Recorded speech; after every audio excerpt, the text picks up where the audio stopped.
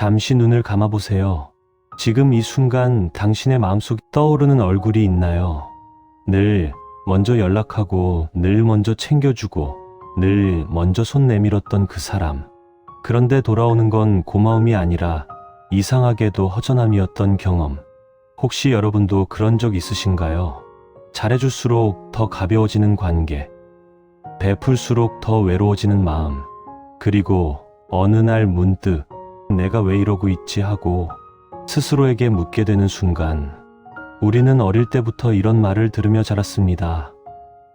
남에게 잘해라, 먼저 베풀어라, 착하게 살면 복이 온다. 그 말들이 틀린 것은 아닙니다.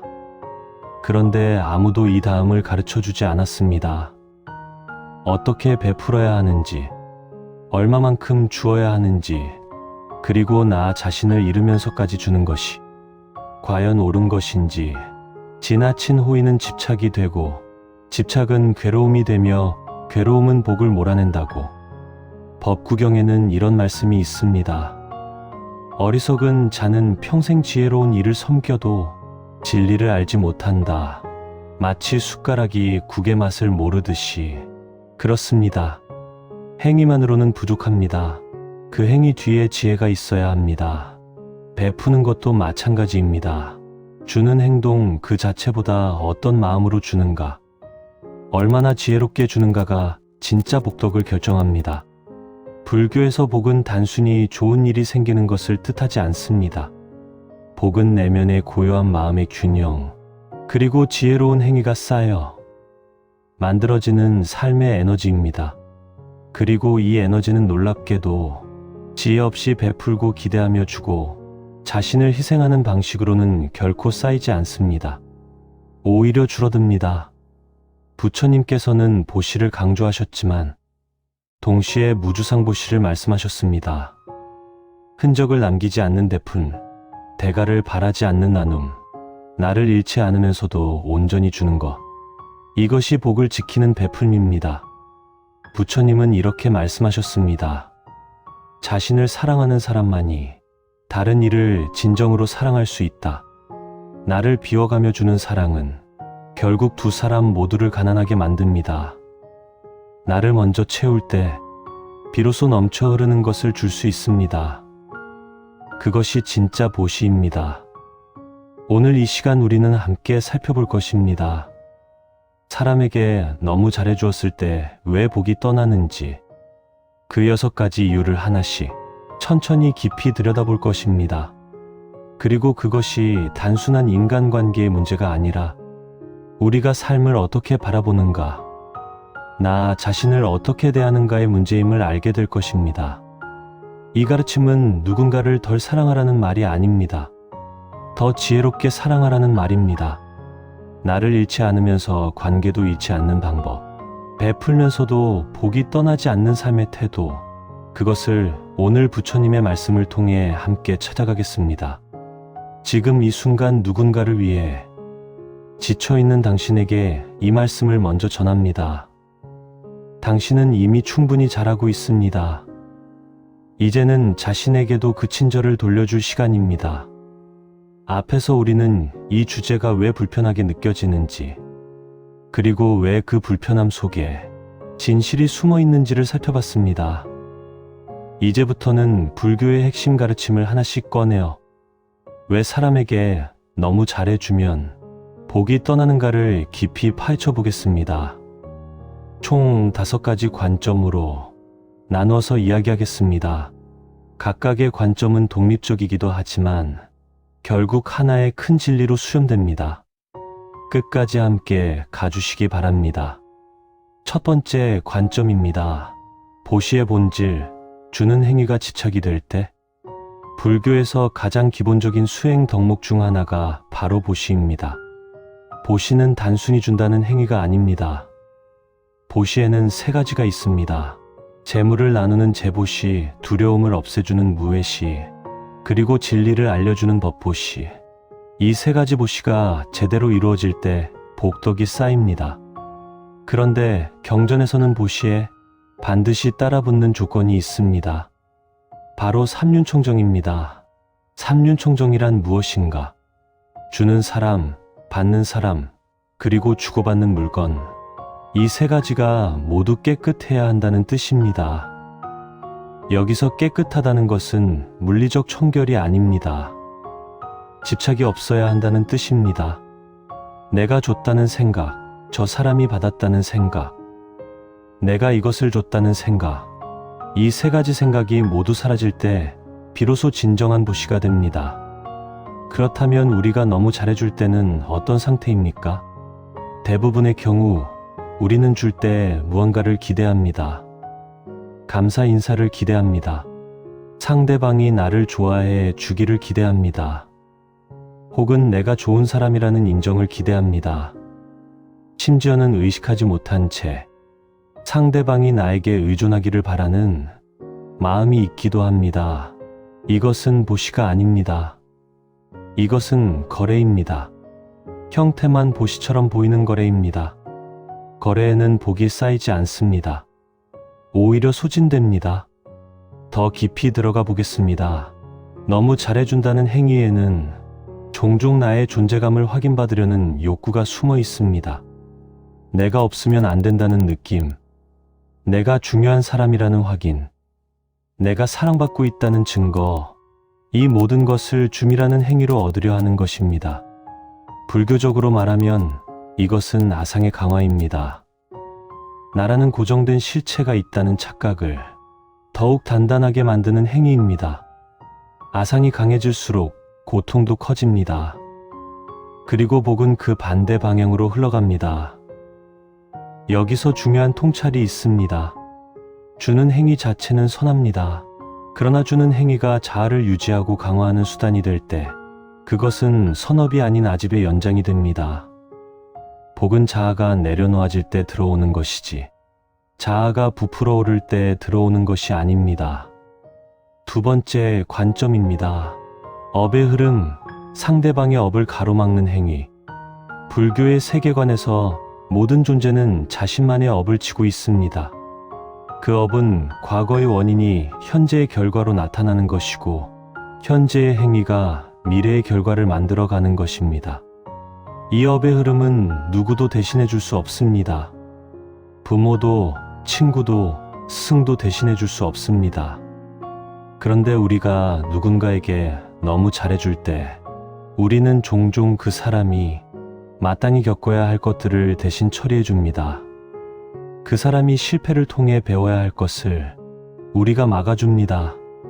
그 사람이 불편함을 통해 성장해야 할 것을 우리가 편안하게 만들어줍니다.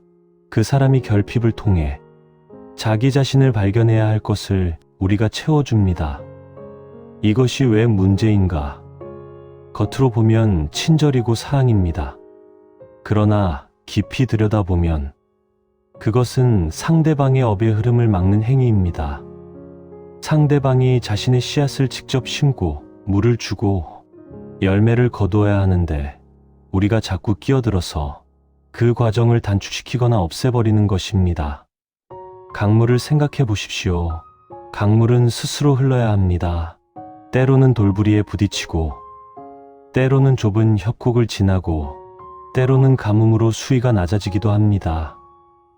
그런데 누군가 강물이 힘들 것 같다고 처음부터 끝까지 평탄한 수로를 만들어준다면 어떻게 될까요? 강물은 더 이상 강물이 아닙니다. 그것은 관계수로입니다. 스스로 흐르는 힘을 잃어버린 방향을 외부에 의존하는 물이 됩니다. 사람도 마찬가지입니다. 너무 잘해주면 상대방은 스스로 흐르는 힘을 잃어버립니다. 그리고 그것은 상대방의 영혼을 약하게 만드는 일입니다. 이제 중요한 질문을 드리겠습니다. 그렇게 해서 잃어버리는 것은 상대방만의 것인가요? 아닙니다. 주는 사람도 함께 잃어버립니다. 상대방의 업의 흐름을 막음으로써 주는 사람은 자신도 모르는 사이에 상대방의 성장을 방해한 업을 짓게 됩니다. 선한 의도로 지은 업이라도 결과가 상대방에게 해가 된다면 그것은 선업이라고 보기 어렵습니다. 불교에서는 이것을 매우 세밀하게 봅니다. 의도도 중요하지만 결과도 중요합니다. 세 번째 관점입니다. 연계의 법칙, 관계의 불균형이 만들어내는 도. 불교 사상의 핵심 중 하나는 연기입니다. 모든 것은 서로 연결되어 있고 서로에게 영향을 주고받으며 존재한다는 가르침입니다. 이 연기의 법칙을 관계에 적용하면 매우 흥미로운 통찰이 나옵니다. 건강한 관계란 무엇인가? 주고받음이 균형을 이루는 관계입니다. 물론 그 균형이 매번 동일한 양이어야 한다는 뜻은 아닙니다. 때로는 한쪽이 더 주기도 하고 때로는 다른 쪽이 더 주기도 합니다. 그러나 큰 흐름에서 보면 서로가 서로에게 영향을 주고 서로가 서로에게 배우고 서로가 서로를 통해 성장하는 구조여야 합니다. 그런데 한쪽이 지속적으로 일방적으로 잘해주기만 하면 어떻게 됩니까? 관계에 불균형이 생깁니다. 한쪽은 계속 주는 사람이 되고 다른 쪽은 계속 받는 사람이 됩니다. 이 구조가 굳어지면 관계 자체가 왜곡됩니다. 주는 사람은 어느 순간부터 지쳐갑니다. 처음에는 기쁘게 줬지만 시간이 지나면서 그 기쁨이 의무감으로 바뀝니다. 의무감이 부담감으로 바뀝니다. 부담감이 원망으로 바뀝니다. 그리고 결국에는 왜 나만 이렇게 해야 하느냐는 질문이 마음속에 자라납니다. 이것이 바로 복이 떠나는 순간입니다. 기쁨으로 줄 때는 복이 쌓이지만 원망하면서 줄 때는 복이 쌓이지 않습니다. 오히려 분노와 상실감이라는 부정적인 씨앗이 심어집니다. 받는 사람은 어떻습니까? 처음에는 감사합니다. 그러나 계속 받다 보면 받는 것이 당연해집니다. 감사함이 무뎌집니다. 그리고 더 심각한 것은 받는 사람은 스스로도 모르는 사이에 주는 사람을 낮추어 보기 시작합니다. 인간의 심리는 이상하게도 자신에게 무조건 잘해주는 사람을 존중하기보다 만만하게 여기는 경향이 있습니다. 이것은 도덕적 판단이 아닙니다. 인간 심리의 구조입니다. 불교에서는 이것을 탐욕과 무명이 만들어내는 필연적인 결과로 봅니다. 그래서 연기의 법칙은 우리에게 이렇게 말합니다. 관계는 균형 속에서 서로를 살리는 것이어야 한다. 일방적인 주문 주는 사람도 받는 사람도 결국 모두 망가뜨린다. 네 번째 관점입니다. 자비의 진짜 의미, 나를 포함한 자비. 많은 사람들이 불교의 자비를 오해합니다. 자비는 무조건적으로 상대방에게 맞춰주는 것, 상대방이 원하는 것을 다 해주는 것, 상대방의 감정을 다 받아주는 것이라고 생각합니다. 하지만 이것은 자비가 아닙니다. 불교에서 자비는 두 가지로 구성됩니다. 자는 기쁨을 주는 것이고 비는 고통을 없애주는 것입니다.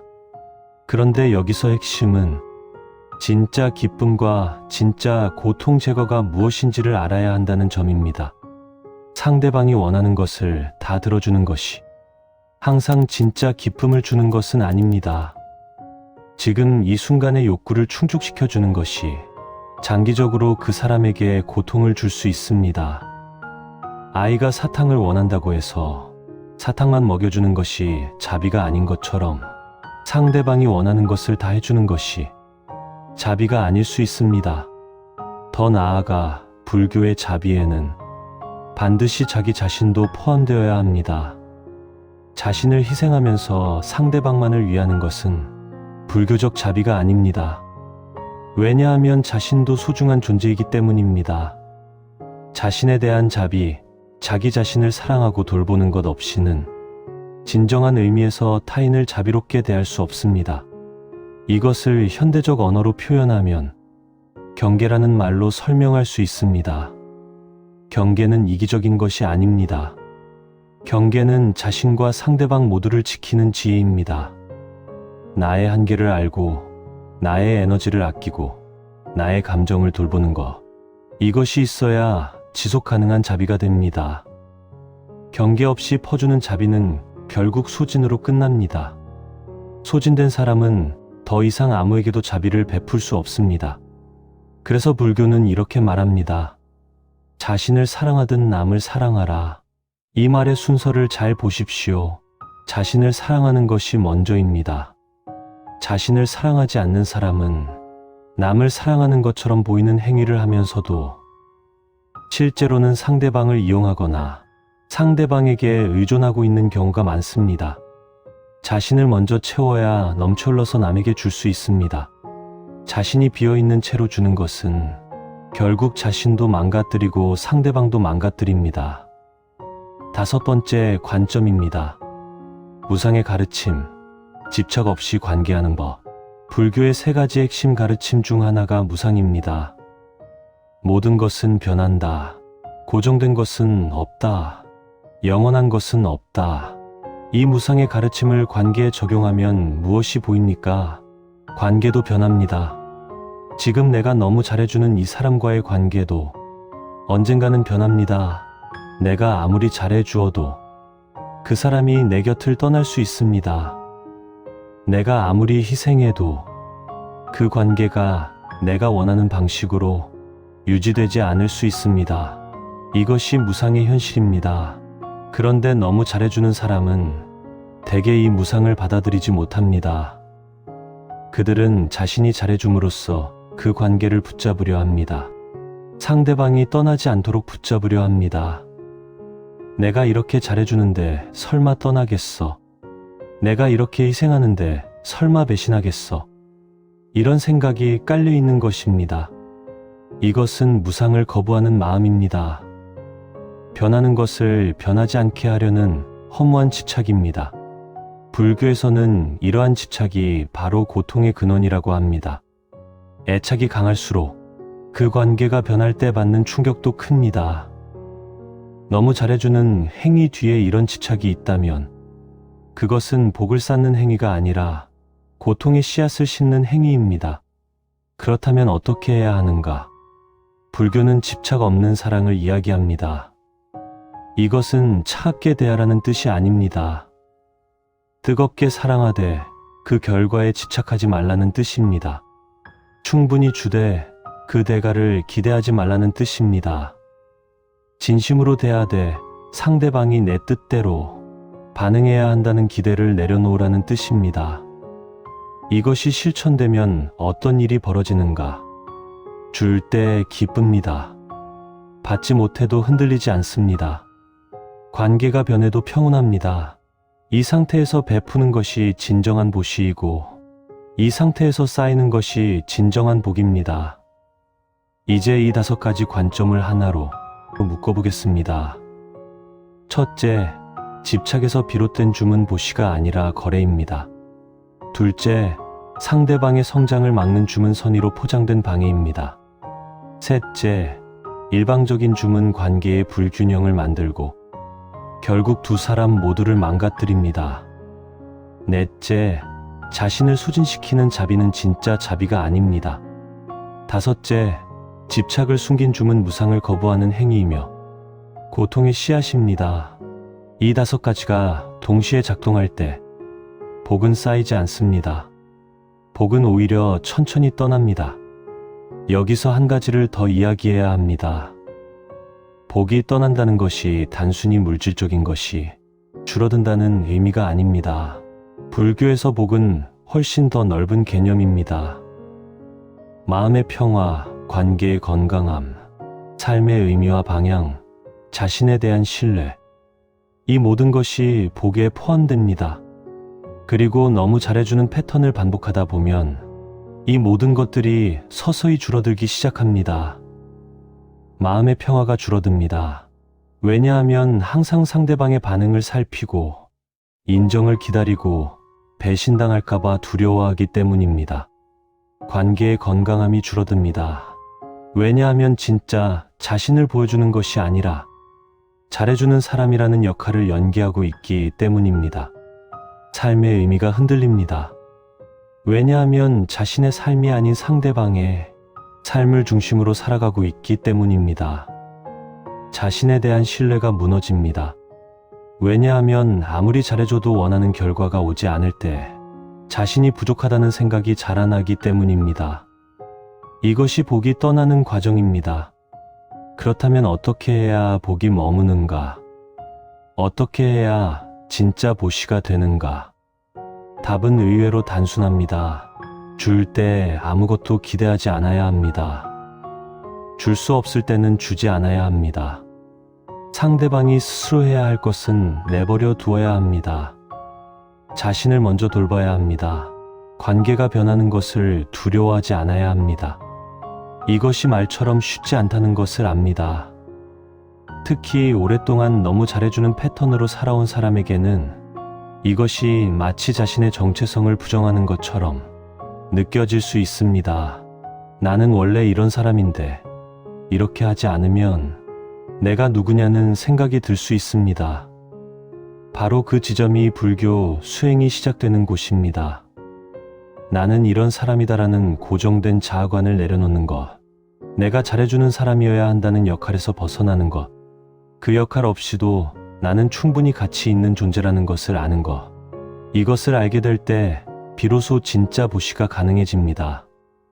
역할이 아니라 진심에서 우러나오는 줌, 기대가 아니라 기쁨에서 비롯된 줌, 의무가 아니라 자유의지에서 나오는 줌, 이것이 복을 쌓는 보시입니다. 한 가지 이야기를 드리겠습니다. 옛날 어떤 스님이 제자에게 물었습니다. 손이 꽉 쥐어져 있으면 무엇을 할 수 있느냐? 제자가 대답했습니다. 아무것도 할 수 없습니다. 스님이 다시 물었습니다. 손이 활짝 열려 있으면 무엇을 할 수 있느냐? 제자가 대답했습니다. 줄 수도 있고 받을 수도 있습니다. 스님이 말했습니다. 그것이 복의 길이다. 너무 잘해주는 사람의 손은 사실 꽉 쥐어져 있습니다. 겉으로는 주는 것 같지만 실제로는 상대방을, 관계를, 인정을, 안정을 꽉 쥐고 놓지 않으려 합니다. 그 손을 펴야 합니다. 손을 펴면 지금 쥐고 있던 것이 떨어질 수 있습니다. 그것이 두렵습니다. 그러나 손이 펴져야만 새로운 것이 들어올 수 있습니다. 복도, 인연도, 평화도 모두 열린 손 위에 내려앉습니다. 사람에게 너무 잘해주면 복이 떠나는 이유는 잘해주는 행위 자체가 나쁘기 때문이 아닙니다. 그 행위 뒤에 숨어있는 집착, 두려움, 자아 확인 욕구, 그리고 무상에 대한 거부가 복을 막기 때문입니다. 행위를 바꾸기 전에 마음을 먼저 들여다보아야 합니다. 마음이 바뀌면 같은 행위도 전혀 다른 결과를 만들어냅니다. 이것이 불교가 우리에게 주는 가장 핵심적인 가르침입니다. 바깥을 바꾸기 전에 안을 먼저 보라. 행위를 고치기 전에 마음을 먼저 보라.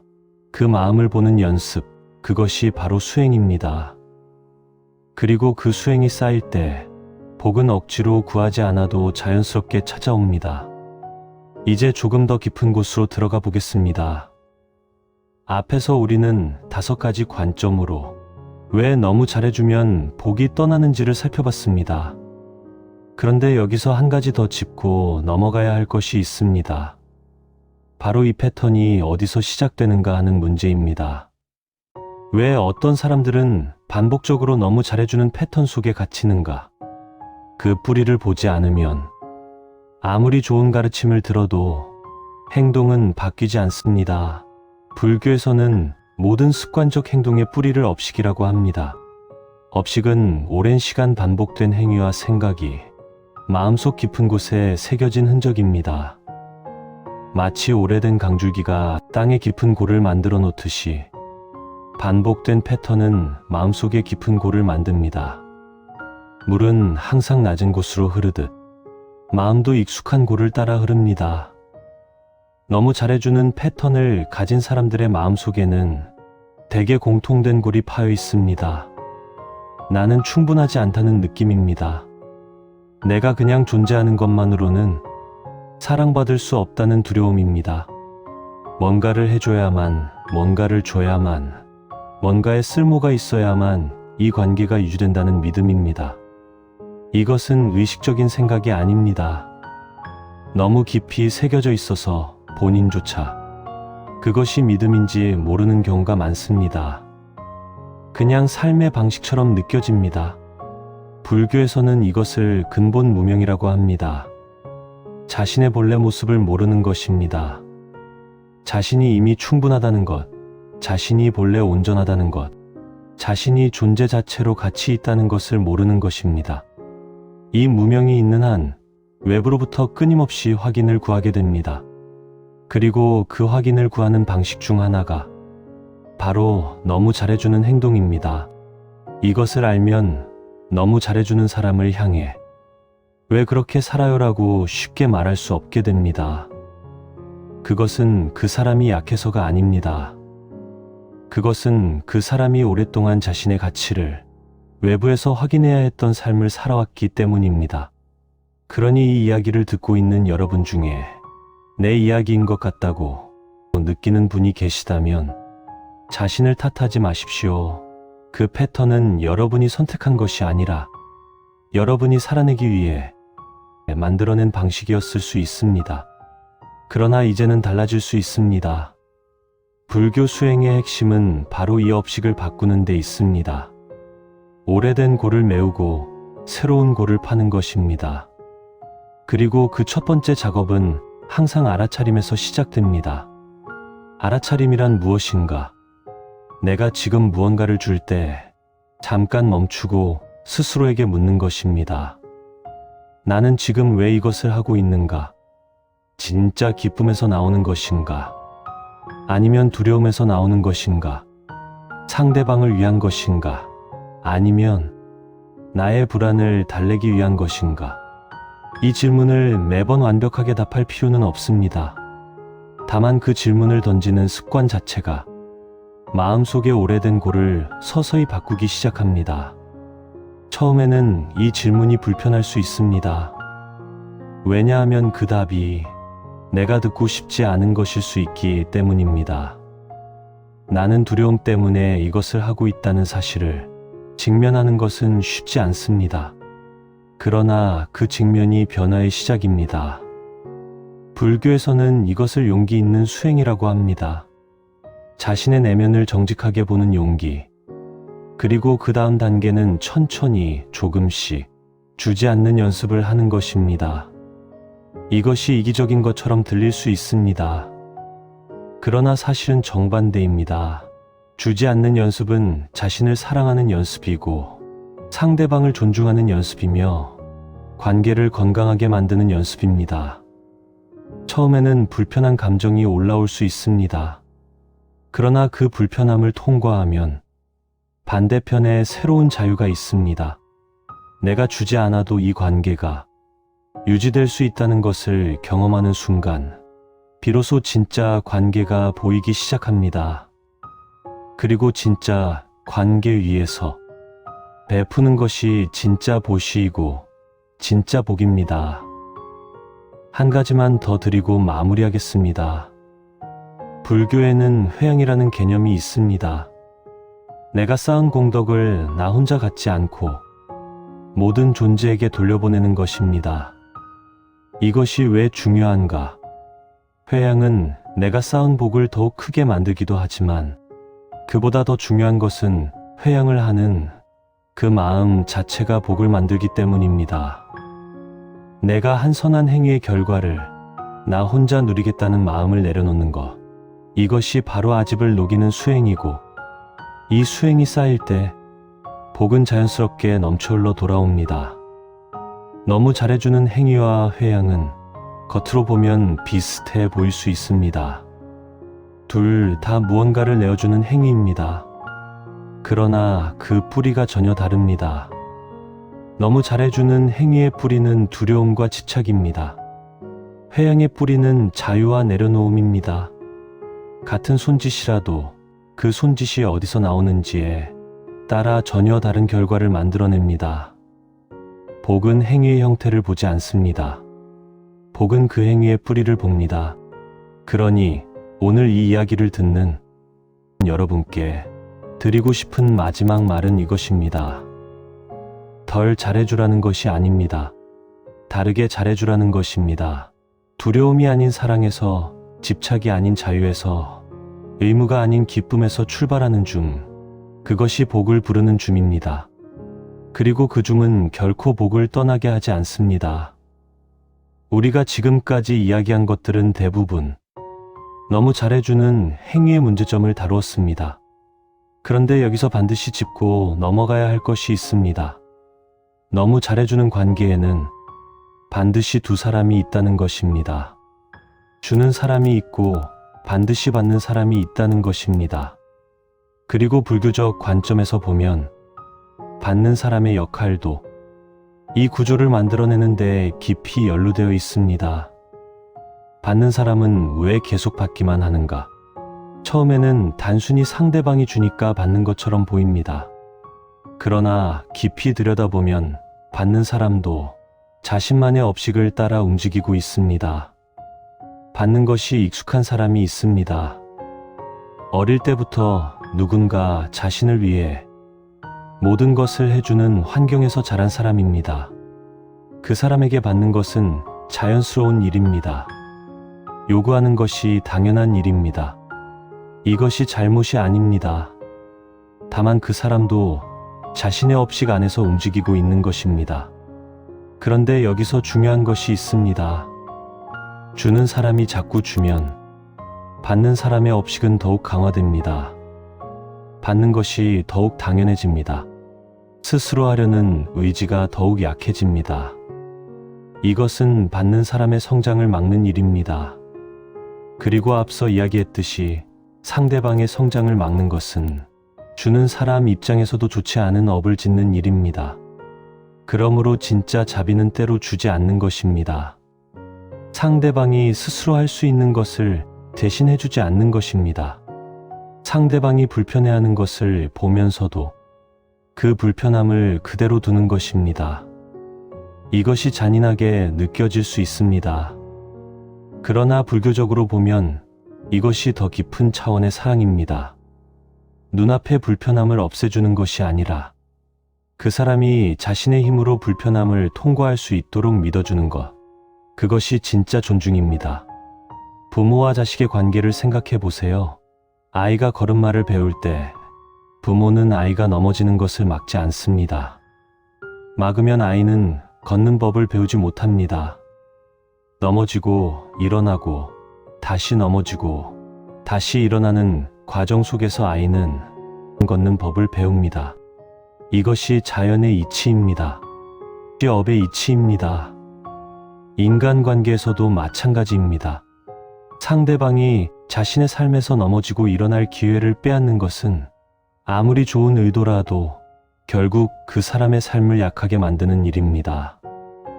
여기서 또 하나의 중요한 이야기를 해야 합니다. 바로 관계 속에서의 자기 상실에 관한 것입니다. 너무 잘해주는 패턴이 오래 지속되면 주는 사람은 어느 순간 자기 자신을 잃어버립니다. 내가 무엇을 좋아하는지, 내가 무엇을 원하는지, 내가 어떤 사람인지를 점점 모르게 됩니다. 왜냐하면 모든 관심과 에너지가 상대방을 향해 있기 때문입니다. 상대방이 무엇을 원하는지, 상대방이 어떤 기분인지, 상대방에게 무엇을 해줄 수 있는지, 이것만 생각하다 보면 어느새 자신이 텅 빈 그릇이 되어 있습니다. 불교에서는 이것을 매우 심각하게 봅니다. 왜냐하면 자기 자신을 잃어버린다는 것은 단순한 심리적 문제가 아니라 수행의 방향을 완전히 잃어버리는 것이기 때문입니다. 불교 수행의 핵심은 자기 자신을 깊이 들여다보는 것입니다. 자신의 마음을 관찰하는 것입니다. 그런데 자기 자신이 사라진 자리에서는 관찰할 것도 없습니다. 수행의 씨앗이 자랄 토양 자체가 없어지는 것입니다. 그러므로 자기 자신을 지키는 것은 이기적인 것이 아닙니다. 자기 자신을 지키는 것은 수행의 기본 조건입니다. 내가 있어야 내가 변할 수 있습니다. 내가 있어야 내가 성장할 수 있습니다. 내가 있어야 내가 진짜 누군가를 사랑할 수 있습니다. 자기 자신을 지운 채로 상대방을 사랑하는 것은 뿌리 없는 나무가 열매를 맺으려는 것과 같습니다. 오늘 이 이야기를 듣고 계신 분 중에 자신이 누구인지 잘 모르겠다는 느낌을 가지고 계신 분이 있다면 그것이 바로 신호입니다. 너무 오랫동안 자신이 아닌 다른 것을 중심으로 살아온 신호입니다. 그 신호를 무시하지 마십시오. 그 신호가 들리기 시작했다는 것은 내면 깊은 곳에서 이제는 돌아오라는 부름이 시작된 것입니다. 돌아오는 것은 특별한 것이 아닙니다. 하루에 한 번 조용히 앉아서 오늘 나는 어땠는가를 묻는 것입니다. 오늘 나는 무엇이 기뻤는가? 오늘 나는 무엇이 힘들었는가? 오늘 나는 무엇을 원했는가? 이 세 가지 질문을 매일 자신에게 던지는 것. 이것이 자기 자신으로 돌아오는 가장 단순하고도 강력한 수행입니다. 처음에는 답이 잘 나오지 않을 수 있습니다. 너무 오랫동안 자신에게 묻지 않았기 때문입니다. 하지만 괜찮습니다. 질문을 던지는 것 자체가 이미 돌아오는 길 위에 서 있는 것입니다. 그 길을 계속 걸으십시오. 천천히, 꾸준히. 그러면 어느 날 오랫동안 잊고 살았던 자기 자신의 목소리가 들리기 시작합니다. 그 목소리가 들리기 시작하는 순간 관계도 달라지기 시작합니다. 줌도 달라지기 시작합니다. 그리고 복도 달라지기 시작합니다. 불교는 이 모든 것이 연결되어 있다고 말합니다. 나를 아는 것이 관계를 바꾸고, 관계가 바뀌는 것이 업을 바꾸고, 업이 바뀌는 것이 삶을 바꿉니다. 그 시작이 바로 자기 자신에게 묻는 것입니다. 거창하지 않습니다. 조용하고 단순합니다. 그러나 그 단순함 속에 모든 것이 담겨 있습니다. 오늘 우리는 꽤 긴 여정을 함께 걸어왔습니다. 사람에게 너무 잘해주면 복이 떠나는 이유라는 주제로 시작해서 보시의 본질부터 업의 흐름, 연기의 법칙, 자비의 진짜 의미, 무상의 가르침, 그리고 우리 마음속 깊은 곳에 새겨진 업식의 이야기까지 함께 들여다봤습니다. 내 이야기인 것 같아서 마음이 무거워지셨던 분도 계셨을 것입니다. 그 마음을 끝까지 안고 여기까지 와주신 것 진심으로 감사드립니다. 이제 이 모든 이야기를 하나의 큰 그림으로 정리하면서 여러분이 오늘 이 자리를 떠난 뒤에도 가슴속에 남길 수 있는 것 하나를 드리고 싶습니다. 여러분은 지금까지 살아오면서 누군가를 위해 정말 많이 했었던 적이 있습니까? 상대방이 힘들까봐, 상대방이 나를 떠날까봐, 상대방이 나를 싫어할까봐, 그래서 나를 낮추고 내 감정을 숨기고 내 필요를 뒤로 미루면서 상대방을 위해 최선을 다했던 때가 있습니까? 그런데 그 결과가 내가 바랐던 것과 달랐던 경험이 있습니까? 내가 이렇게까지 했는데 왜 이렇게 되는 거지? 라는 생각이 들었던 순간이 있습니까? 아마 많은 분들이 고개를 끄덕이실 것입니다. 그 경험은 결코 여러분이 잘못해서 생긴 것이 아닙니다. 여러분이 부족한 사람이어서가 아닙니다. 다만 방향이 조금 어긋나 있었던 것입니다. 마음은 올바랐는데 방향이 안쪽이 아니라 바깥쪽을 향하고 있었던 것입니다. 불교는 이것을 매우 따뜻하게 바라봅니다. 잘못이라고 하지 않습니다. 무명에서 비롯된 것이라고 합니다. 무명은 죄가 아닙니다. 무명은 아직 빛이 닿지 않은 곳입니다. 그리고 오늘 이 자리가 그 어두운 곳에 작은 빛 하나를 비추는 시간이었기를 바랍니다. 아주 오래전 인도에 한 여인이 있었습니다.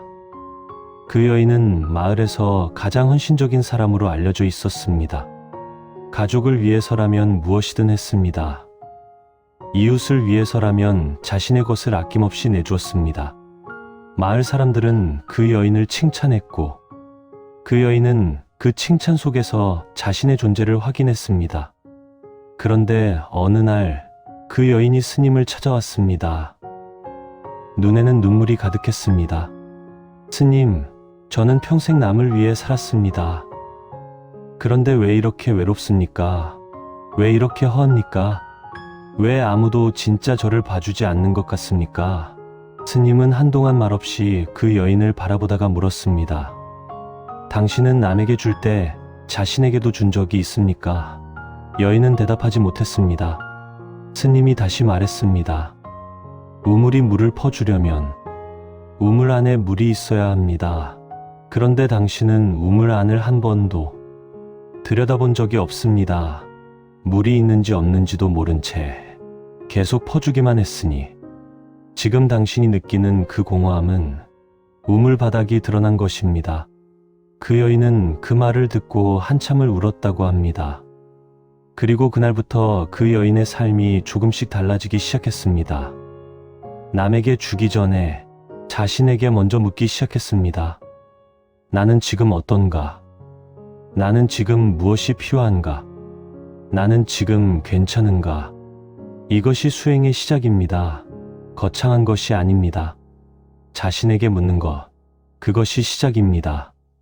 오늘 이 이야기를 듣고 계신 여러분 중에 그 여인과 비슷한 마음을 가지고 계신 분이 계실 것입니다.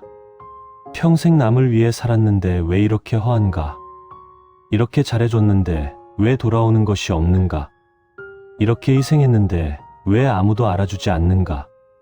그 마음에 이렇게 말씀드리고 싶습니다. 그 허함은 여러분의 잘못이 아닙니다. 그러나 그 허함을 채우는 것은 다른 누군가가 해줄 수 없습니다. 오직 여러분 자신만이 할 수 있습니다. 그리고 그 채움이 시작될 때 비로소 진짜 줌이 가능해집니다. 억지로 짜내는 줌이 아니라 넘쳐 흘러서 나오는 줌, 그 줌이 복을 만듭니다. 불교에서는 이것을 자등명이라고 합니다. 자기 자신을 등불로 삼으라는 뜻입니다. 부처님께서 열반에 드시기 전에 제자들에게 남기신 마지막 말씀이기도 합니다. 자기 자신을 섬으로 삼고 자기 자신을 귀의처로 삼으라. 다른 것을 귀의처로 삼지 말라. 이 말씀이 오늘 우리가 나눈 이야기와 정확히 맞닿아 있습니다. 다른 사람을 자신의 중심으로 삼지 말라는 것입니다. 다른 사람의 인정을 자신의 존재 이유로 삼지 말라는 것입니다. 자기 자신을 중심에 세울 때 비로소 흔들리지 않는 관계가 만들어지고 흔들리지 않는 보시가 가능해지며 흔들리지 않는 복이 쌓입니다. 오늘부터 당장 덜 잘해주려고 애쓰지 않아도 됩니다. 경계를 세우는 연습을 당장 시작하지 않아도 됩니다. 그런 것들은 천천히, 아주 천천히 따라옵니다. 오늘 여러분이 가져가셨으면 하는 것은 단 하나입니다. 내가 무언가를 줄 때 잠깐 멈추고 자신에게 묻는 것입니다. 지금 이것이 기쁨에서 나오는 것인가? 두려움에서 나오는 것인가? 이 질문 하나만 가지고 가십시오. 이 질문을 매일 한 번씩만 던져보십시오. 답이 나오지 않아도 됩니다. 질문을 던지는 것 자체가 이미 수행입니다. 그 질문이 쌓이면 어느 날 자연스럽게 보이기 시작합니다. 내 안에서 무엇이 움직이고 있는지가. 그리고 그것이 보이기 시작하는 순간 변화는 이미 시작된 것입니다. 불교는 단번에 바뀌는 것을 이야기하지 않습니다. 불교는 천천히 꾸준히 자신을 들여다보는 것을 이야기합니다. 강물이 돌을 깎는 것은 힘으로 하는 것이 아닌 것처럼 말이죠. 끊임없이 흐르는 것으로 하듯이 여러분의 수행도 그렇습니다. 크게 바뀌려 하지 않아도 됩니다. 다만 멈추지 않고 흐르십시오. 그 흐름 속에서 복은 자연스럽게 쌓입니다. 오늘 이 긴 시간 함께해 주셔서 진심으로 감사드립니다. 이 이야기가 여러분의 삶 어딘가에 작은 씨앗 하나가 되기를 바랍니다. 지금 당장 꽃이 피지 않아도 됩니다. 씨앗은 땅 속에서 천천히 자랍니다. 그리고 때가 되면 반드시 피어납니다. 여러분 한 분 한 분의 삶에 그 꽃이 피어나기를 진심으로 바랍니다. 감사합니다. 오늘 이 이야기가 여러분의 마음에 닿았다면 구독으로 이 이야기가 필요한 누군가에 닿을 수 있도록 나눠주세요.